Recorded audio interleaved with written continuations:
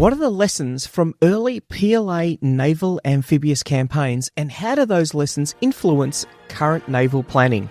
We look at the lessons learned from early Chinese maritime operations, amphibious ambitions and island defeat, how Jinmen and Hainan shaped China's sea power. Today is the second part of a two-part series with Dr Toshi Yoshihara. He is an expert in the history of the PLA Navy, and he's written the book Mao's Army Goes to Sea. Last week we looked at the formation of the PLA Navy. This week we're going to look at some of the important campaigns that they undertook. Toshi, do you want to start talking us through the Jinmen campaign?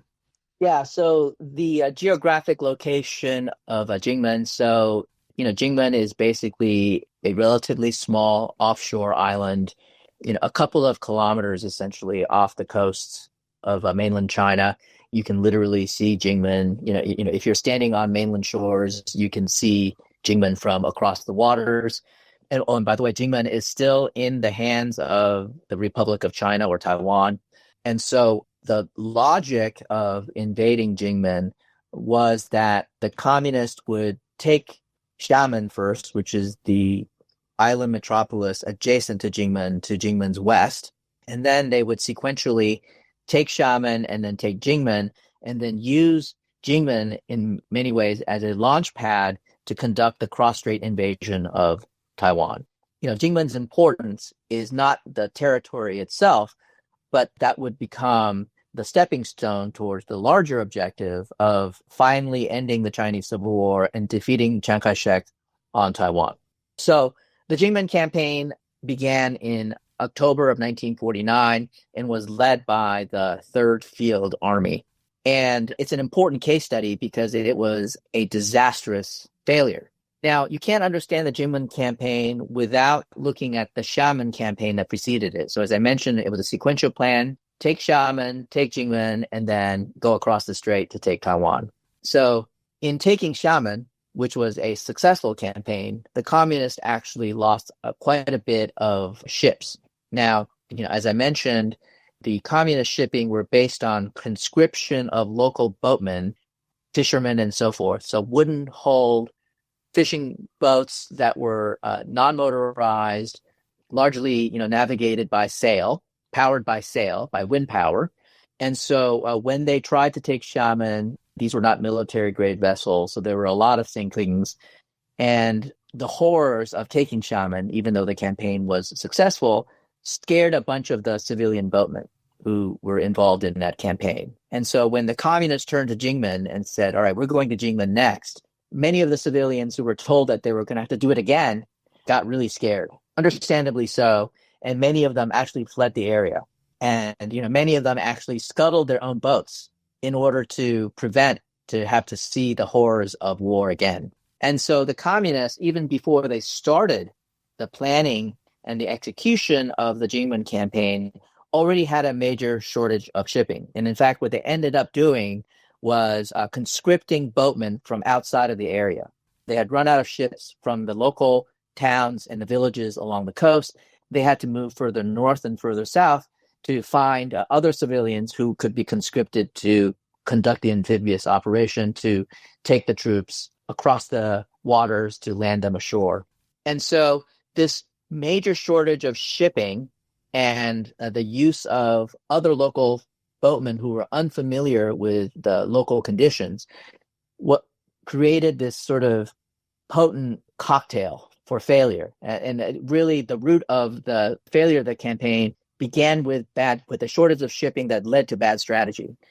So the communist planners of the 3rd Field Army decided that what they were going to do, given the fact that they only had so many ships, was that they were going to use whatever ships they had to bring one part of the invasion force onto Jinmen. The ships would then go back to the mainland to pick up the second wave of attacks. And so these boats were supposed to make essentially a round trip to make sure that they could put adequate numbers of troops ashore. Of course, one of the main problems of that, of course, was that the first tranche of troops, the first echelon that was going to land on Jinmen, was going to be outnumbered, and was likely not enough to hold the lodgment and then conduct breakthroughs through the lodgment to seize the island, meaning that the troops really had to wait for that second wave to come ashore to combine and concentrate forces to conduct the offensive. So that was sort of the theory of tactical victory there. But the Third Field Army also suffered from bad intelligence. And part of that was a persistent underestimation of enemy strength. And I think the reason for that partly was because the Third Field Army had gone through a string of victories, right? They had just defeated the Nationalists on the mainland. They had basically steamrolled them on, some of these offshore island campaigns. So they simply assumed that the Nationalists would roll over again. And so they completely underestimated Nationalist will and strength. The Third Field Army also suffered from significantly bad command and control. My book documents, for example, how one corps organization oversaw the units of another corps organization that it had zero familiarity with. You can imagine the lack of communications, the lack of understanding between two different corps groups. And then there was just simply bad execution. So when they had landed the troops ashore during the first wave of attacks, those troops basically unthinkingly charged ahead out of the lodgements without coordinating with each other. And they were basically tactical units fighting in an uncoordinated fashion on their own, which meant, of course, that they were exposed to being picked off one at a time by the Nationalists.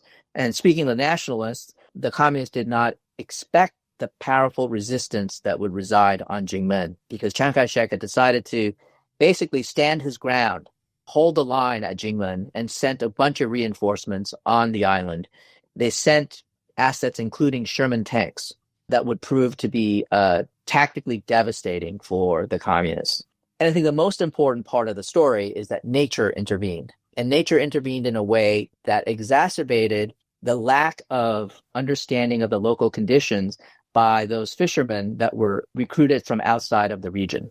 And so after the first wave had landed on the beaches, what happened was that the tides receded and the boats were trapped on these mudflats that went on for hundreds of meters. And so the boats were stuck, and the boats now could not retrieve the second wave, which is essential to the plan. And so the attacks were conducted at night to maximize surprise. But because the boats were stuck, and when day broke, those trapped boats became open targets for the Nationalists. They were basically fixed targets. Nationalist naval and air forces, as well as shore-based artillery, basically systematically destroyed every single one of those boats stuck on the mudflats. So the troops on Jinmen were trapped, and the second wave was not, of course, able to reinforce. And I tell this sort of pretty horrific story of the troops who were on the mainland waiting to be ferried to Jinmen could only watch in complete helplessness as their comrades on Jinmen were being decimated. And so within days, the entire force that had first landed on Jinmen was destroyed. It was basically a division's worth of troops. About 9,000 men were wiped out over several days. And this was a huge shock to the Communist high command, including Mao himself. And what that ended up doing was that it forced the PLA to abandon any pretense for taking Taiwan. And I think it also awakened them to the challenges of contested amphibious operations, woke them up to the realities, right, of just how complex and difficult amphibious operations were going to be. And in fact, the Jinmen campaign, this disaster, remains a classic case study for PLA strategists. They continue to relitigate both the causes of the failure, but also things like what they could have done right to have made that a success. And I think it casts a long shadow over PLA thinking about a Taiwan invasion to this very day. And so, some of the lessons I think that the Chinese learned then and continues to be sort of relevant now is things like the need for mass, the need for adequate shipping, the need for a lot of firepower, the need for intense preparations, the need to have the logistical network to support those frontline troops, and the need to deliver overwhelming force. And I think there are two broader lessons, right, that they took from the Jinmen campaign, which is don't ever underestimate the enemy. I think that was probably the biggest sort of intellectual blind spot that led them to that failure, and that they had to take amphibious operations with utmost seriousness because failure could be absolutely fatal. After the defeat at Jinmen, Mao ordered the Fourth Army under Lin Biao to prepare for the next operation, which was the retaking of Hainan Island. How did the lessons learnt from 3rd Field Army at Jinmen come across the 4th Field Army, and how was the planning conducted for this much bigger operation? Again, just to go back to the geography first. So, Hainan is a large island feature. So, I only have kind of an American side to this. It's the size of Maryland. I don't know how helpful that is to your audience, but it's, about 34,000 square kilometers, a fairly sizable island feature just off the coast of Guangdong province to the south. And of course, it's geographically important because it occupies a commanding position over the northern approaches of the South China Sea. And so if you can secure Hainan Island, you've secured China's southern flank in the maritime domain. Now, as you mentioned, this campaign was led by the 4th Field Army. And this was largely because of geographical areas of responsibility or operations between the various field armies. So at the tail end of the Chinese Civil War, the 3rd Field Army conquered Zhejiang and Fujian and became responsible for the offshore theater of operations that included Jinmen. The 4th Field Army, in the meantime, conquered Guangdong province to the south, and it thus fell to the 4th Field Army to conduct the Hainan campaign just south of Guangdong. So those field armies, I think importantly, would become the occupying garrison forces of those provinces and would become the foundation for the military regions that would persist till the recent reforms back in 2016. So let me now turn then to the Hainan campaign and the 4th Field Army. This was an entirely different experience compared to Jinmen. The defense planners of the 4th Field Army engaged in meticulous preparations and planning. And there was, in fact, I was able to come across evidence that there was direct institutional learning from the 3rd Field Army. So they actually had planners from the 3rd Field Army who had experienced Jinmen to come down to the 4th Field Army to brief the leadership about the lessons that they had learned from the disaster. And so I think they took many of those lessons to heart. And what you saw by the 4th Field Army was a series of sound preparations that set the stage for success. So first of all, they took their intelligence seriously. They tapped into their local contacts, both on the mainland and on Hainan, to understand the disposition of the nationalist adversary. They engaged in intensive training, particularly cross-sea training, by getting troops who, some of them had never seen the ocean before, to get used to getting in boats and jumping off boats, crossing beaches, and so forth. They also were very meticulous in gathering as many ships as they could to conduct the operation. They also engaged in what we would call today as an all-of-nation effort, which was the complete mobilization of the local population to provide administrative and logistical support to the frontline units. And in the meantime, the 4th Field Army actually deployed air defense artillery on the peninsula on which they were assembling those forces to essentially deny a nationalist air superiority in the areas where they were assembling the ships and training for the troops. And I think, what was really interesting about that was, that in many ways is sort of a precursor to what we now call anti-access area denial, right? Which is using shore-based assets essentially to deny the enemy use of the air or air superiority. Now, there was also a really interesting element that was absent in the Jinmen campaign, and that was the presence of an indigenous insurgent group on Hainan who had been operating on Hainan for decades called the Chongya Column. This insurgent group consisted of at least 15,000 guerrilla troops, and they occupied a large base area in the central parts of the island that was sort of inaccessible to the nationalists, basically a safe haven. What the communists did then in this clever planning was to conduct a smuggling campaign where they basically put troops on boats and then ferried them down the west or east coast of Hainan Island where the defenses were scarce, and then put those troops ashore secretly. And then those troops would link up with the Chongya Column. The Chongya Column would then bring these advanced PLA units to their safe haven. And over the course of months, they were able to assemble nearly a division worth of advanced PLA troops on Hainan Island. And so the goal was essentially to use those advanced PLA troops and the Chongya column to harass and tie down nationalist forces from the rear, especially when the direct amphibious assault took place. And so when the amphibious attack took place, the communists were able to land about 25,000 troops in the first wave. The Chongya column and the advanced PLA units were in fact able to pin down the nationalists from the rear. That enabled the frontline units that had landed, that had formed lodgements, to conduct breakthrough operations and battles of encirclement and annihilation. And in quick succession, the nationalist resistance collapsed and enabled the communists to rapidly seize the rest of the island. Now, I think there is one story that communist historians are reluctant to retell, and that is that the nationalists, though, despite this spectacular failure, managed to withdraw the 50,000 men from the island back to Taiwan. And of course, having those 50,000 men helped to reinforce the defense of Taiwan. And so while the nationalists, suffered a humiliating defeat, they were also able to save a significant component of their force for the defense of Taiwan. To what degree did China's involvement in the Korean War put a halt to the invasion of Taiwan? Yeah, so I document in my book about just how important the Korean War was. So from a geopolitical standpoint, right, the hot war during the Cold War began in Asia and sort of solidified the U.S. Cold War strategy globally, both in Europe and in Asia. It made possible, NSC 68, right, which really sort of codifies America's containment strategy against Soviet and Chinese communism.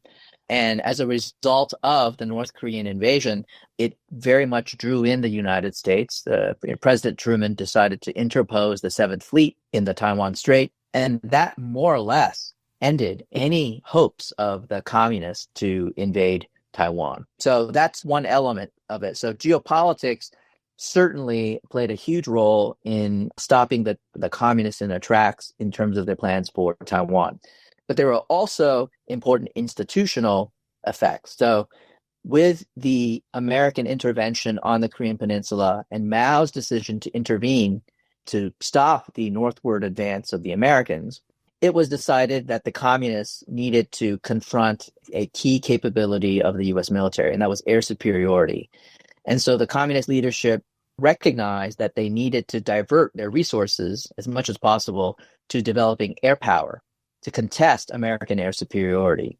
And so what I document in the book is the spillover effect on that, which is that, Xiao Jingguang had this, major conference in 1950 to develop a significant naval force that would ultimately be constructed to conduct the invasion of Taiwan.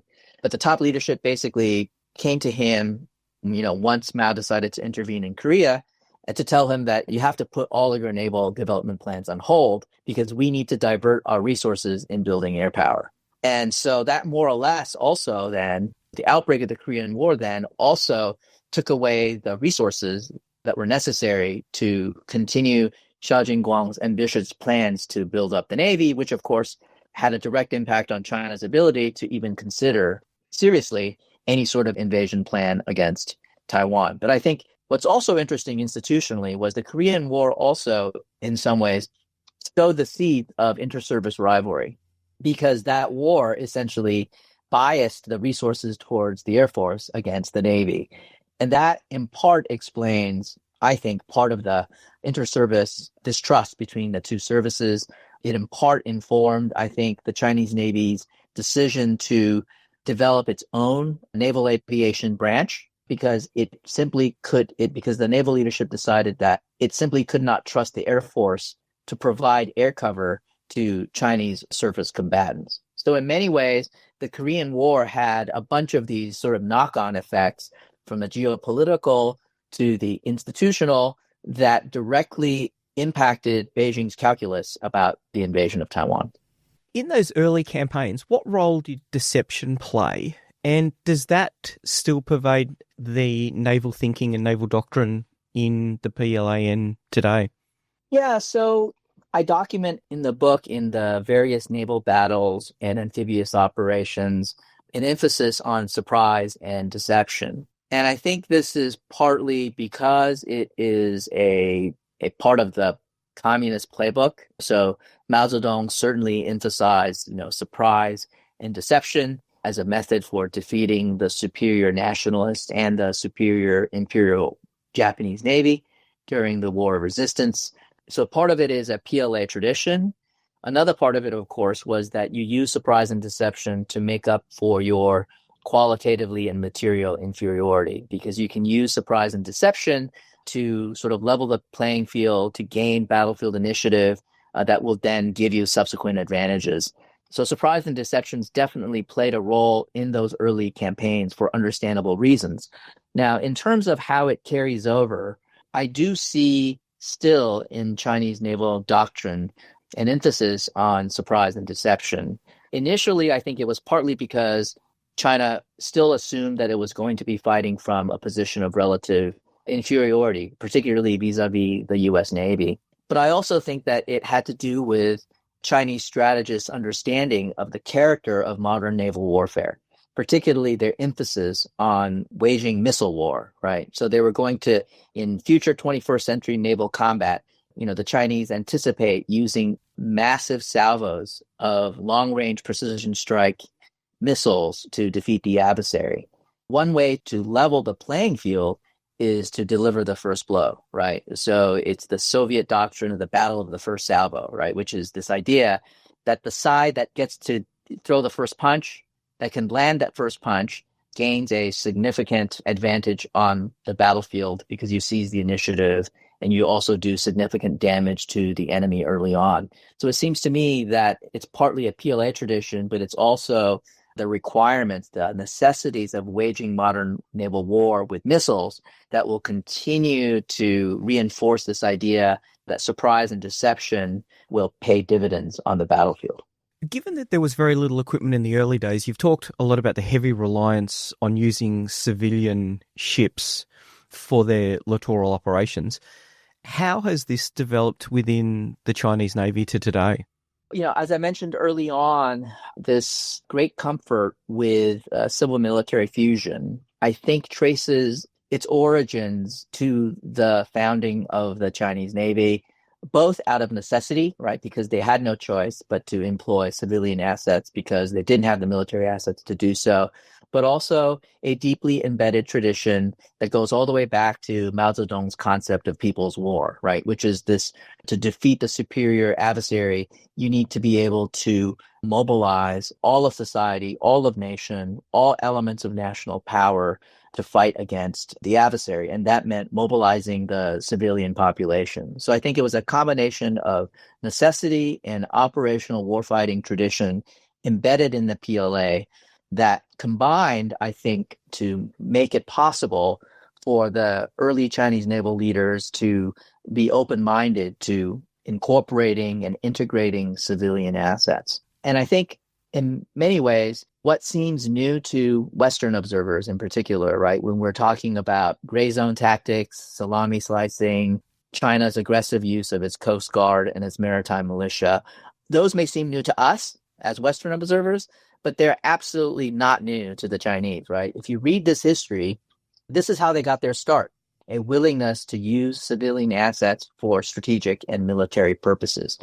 And so I think there's much more continuity in terms of how the PLA talks about civil military fusion, or how they talk about combining both hard military power with paramilitary capabilities like the Coast Guard and the maritime militia to achieve China's territorial ambitions. But it also relates very much to various options for taking Taiwan, right? So we are now seeing a lot of interesting literature in the West about how China will likely use commercial transports, the use of ro-ros, in order to transport military equipment in an invasion scenario against Taiwan, right? So this great deal of comfort in using civilian assets for military purposes continues to this very day. And in my view, this willingness to use civilian assets traces its origins to the founding of the Chinese Navy, and also certainly, of course, goes all the way back to the PLA's traditions that were honed throughout the Chinese Civil War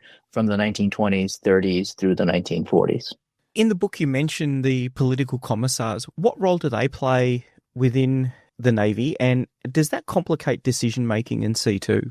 What I found, I think, to my surprise in doing this origin story was that the political commissar played a much more different role than my preconception of them.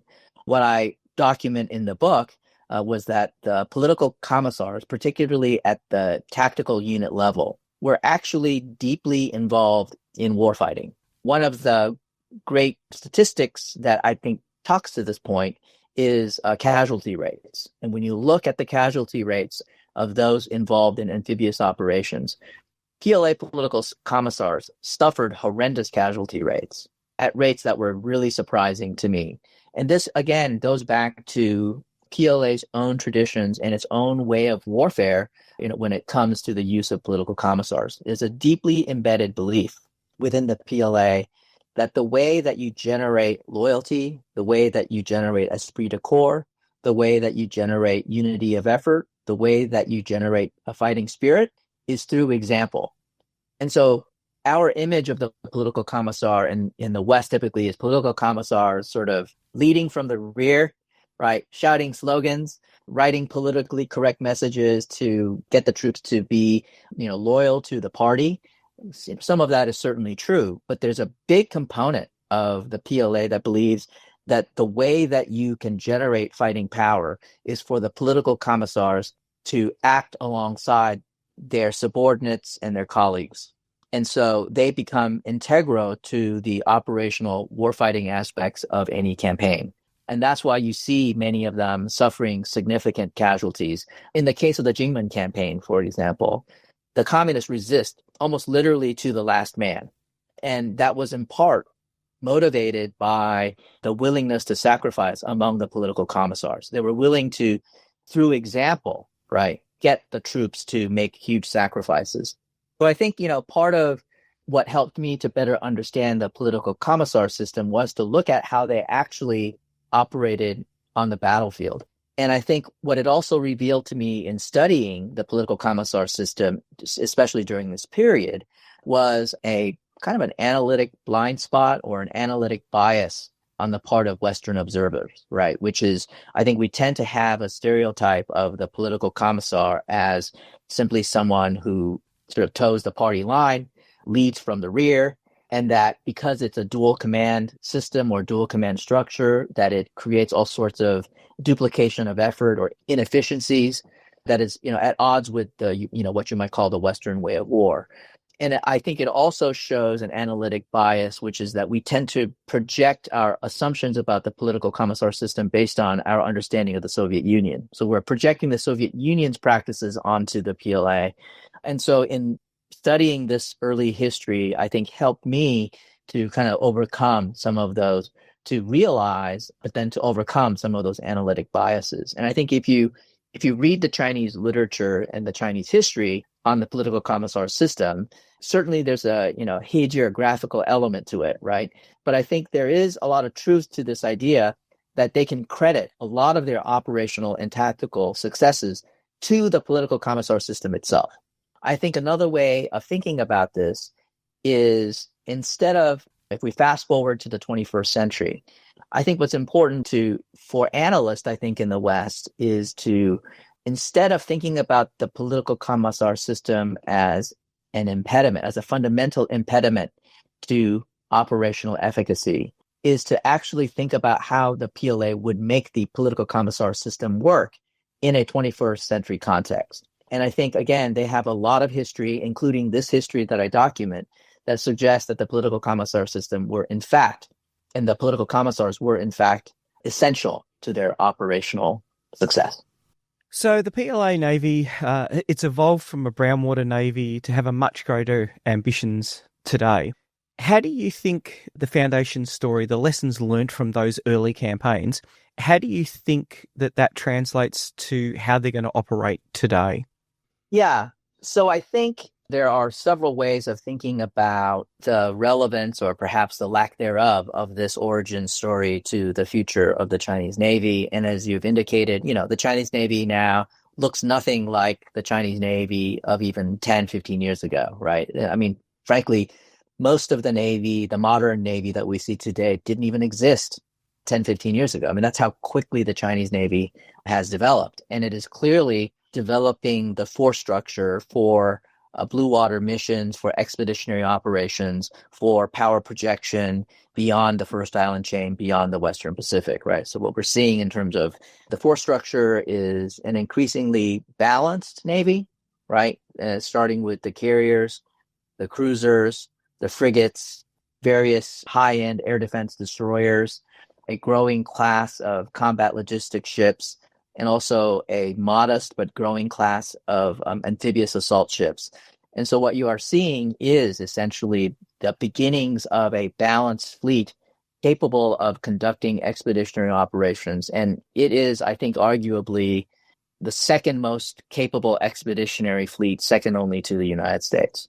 And so this looks nothing like the origin story that I tell, right? The hodgepodge fleet, the need to rely on civilian shipping. Most of them were sailing boats, essentially, that were non-motorized and so forth. So how does this origin story tell us anything about the present and the future? I think that's kind of the question that you're asking. And I think there are a couple of ways of approaching this. I think the first is to think about the origin story and its persistent sort of institutional legacies as a baseline, right?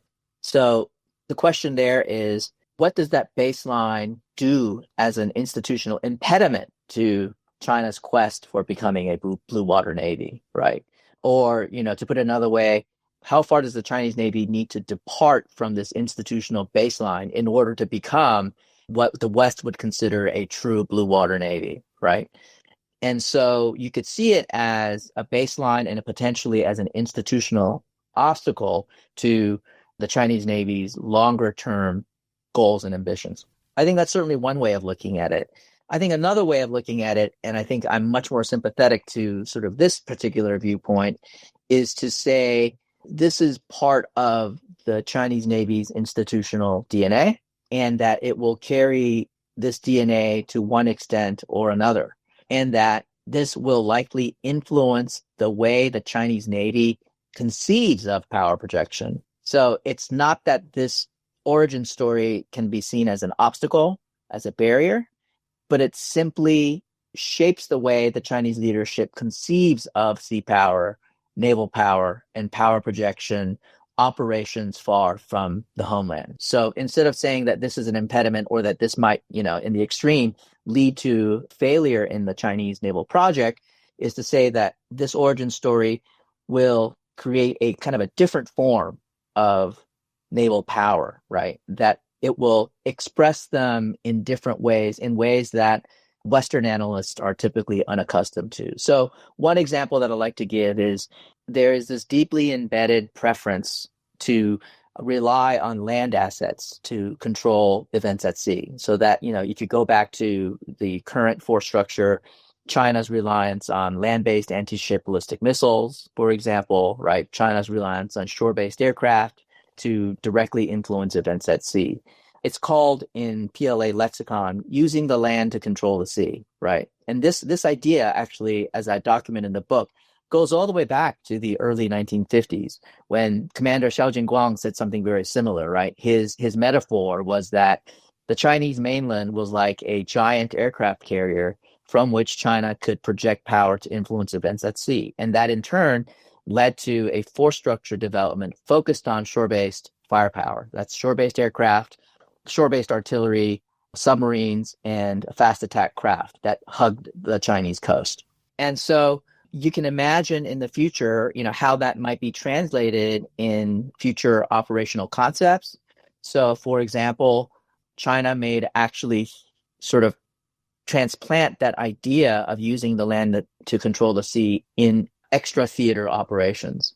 So you can imagine in future basing arrangements, China, it might have the proclivity to deploy land-based assets, land-based anti-access area denial assets on overseas bases that would then provide a kind of an A2AD bubble, A2AD cover over naval forces deployed overseas, for example, right?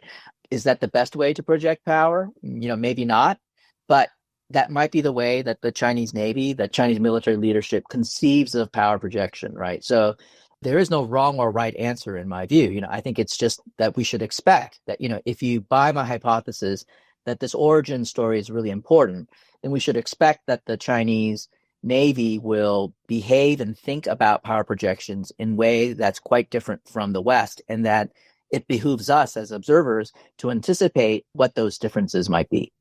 I think in the book, it really comes through the huge capability for military innovation in a situation of adversity because of the fact that they're in combat and making do with very little. So a lot of innovation there, a lot of ingenuity to be able to build that combat capability that they needed to conduct amphibious operations, which is one of the most difficult military operations to undertake. I think that gets into a really important point that you raise, which is it's not just about capability and hardware and force structure, right? It's this, exactly to your point, which is that what the origin story tells me is an ethos, a strongly embedded belief through its combat history that it has faced very difficult circumstances, right? As you described, extraordinary adversity, extraordinary scarcity, extraordinary weakness, and yet the PLAN and the PLA itself was still able to achieve some significant operational successes. And so I think, what this suggests is that the Chinese Navy and the PLA in general would be willing to take on some big risks and face big odds, right, if it felt like it needed to fight. And so I guess another lesson for us, for Western observers, is that it's not just the material factor, but it's the moral factor, right? It's the institutional ethos that will likely influence the PLA's calculations about its chances if we were ever to have to fight the United States or other players in the Indo-Pacific. Yeah, I think your book does a really good job of bringing out all of the way that they thought through those processes. So yes, thank you very much for your time today and your wisdom, because it is an amazing story and it's definitely something that we need to be thinking about when we're looking at future operations. Thank you. Excellent. Thank you very much. Toshi has done a great job of telling that origin story and really bringing out the lessons around the adversity in which the PLA Navy was born and how that adversity built a culture of military innovation, a culture that pervades the DNA of the PLA Navy today. If you're interested in learning more, definitely check out some of Toshi's books. Mao's Army Goes to Sea, Red Star Over the Pacific. That's now in its second edition. There's lots of learnings in both of those great books. The Principles of War podcast is brought to you by James Ealing. The show notes for the Principles of War podcast are available at www.theprinciplesofwar.com for maps, photos and other information that didn't make it into the podcast. Follow us on Facebook or tweet us at Surprise Podcast. If you've enjoyed this podcast, please leave a review on iTunes and tag a mate in on one of our episodes. All opinions expressed by individuals are those of those individuals and not of any organisation.